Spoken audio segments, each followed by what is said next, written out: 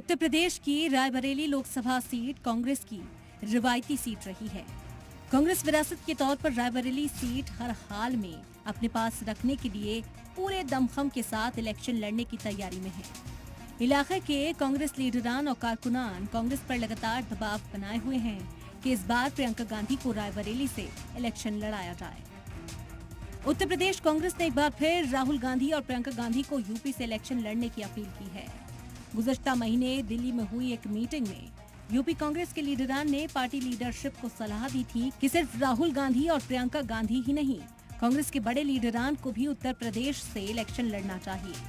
जहां तक गांधी परिवार की बात है, अभी तक सिर्फ राहुल गांधी के वायनाड से इलेक्शन लड़ने का ही ऐलान किया गया है। वो एक ही सीट से इस बार इलेक्शन लड़ेंगे या किसी दूसरी सीट का भी प्लान है, अभी तक तस्वीर साफ नहीं है।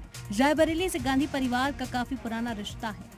यहाँ से कई बड़े नाम लोकसभा पहुँच चुके हैं। इंदिरा गांधी इस सीट से 2 बार एमपी रही, जबकि सोनिया गांधी इस सीट से 4 बार पार्लियामेंट पहुंची। इससे पहले भी इस सीट से गांधी परिवार के ही बड़े चेहरे चुने गए हैं। इस सीट से बीजेपी को अब तक सिर्फ 2 बार ही कामयाबी मिली है, जबकि एसपी और बीएसपी का अब तक यहां से खाता नहीं खुला है।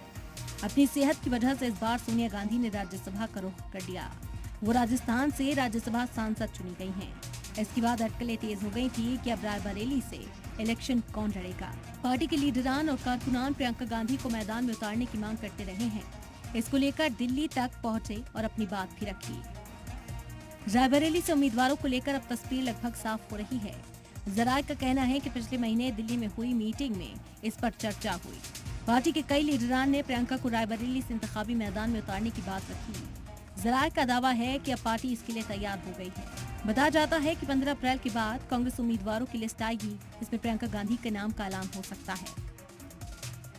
मौजूदा सियासी हालात में कांग्रेस के सामने बड़े ही महदूद ऑप्शंस हैं। राहुल गांधी को वायनाड से कांग्रेस उम्मीदवार का ऐलान कर दिए जाने के बाद गांधी परिवार चाहे तो प्रियंका गांधी को नॉर्थ हिंदुस्तान में अपना चेहरा बनाने के लिए मैदान में उतार सकती है।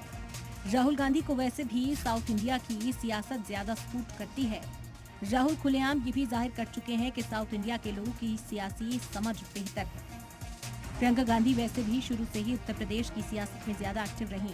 पहले उनका दायरा अमेठी और रायबरेली तक ही महदूद हुआ करता था। 2019 में जब कांग्रेस जनरल सेक्रेटरी बनी तो उनको ईस्टर्न उत्तर प्रदेश का इंचार्ज बना दिया गया था और बाद की स्पेशल हालात में वो पूरे यूपी की इंचार्ज बन गई थी। 2022 की यूपी असेंबली इलेक्शन में भी प्रियंका गांधी ने कांग्रेस की सदारत की थी, बल्कि कांग्रेस लीडरशिप भी उनके मामलों में दखल नहीं दे रहा था। प्रियंका गांधी ने कई एक्सपेरिमेंट्स भी किए, लेकिन कामयाबी नहीं मिली। अगर प्रियंका इस लोकसभा इलेक्शन के मैदान में उतरती हैं, तो पुराने तजुर्बों का उनको फायदा मिल सकता है। सलाम टीवी के लिए नदीम अहमद की रिपोर्ट।